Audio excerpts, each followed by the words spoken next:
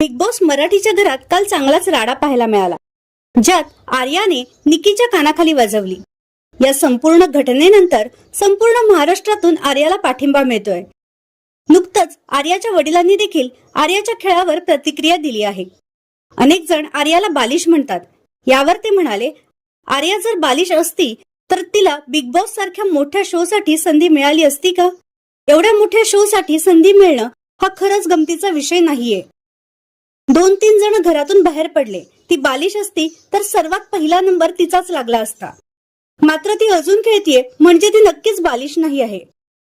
पुढे ते निक्कीबद्दल बोलताना म्हणाले, मला तर तिची सावली पण माझ्या मुलीवर नकोय, ती नासका आंबा आहे, असं आर्याचे वडील म्हणाले। तर तुम्हाला आर्याच्या बिग बॉसच्या घरातील खेळ आवडतो का? हे आम्हाला नक्की सांगा।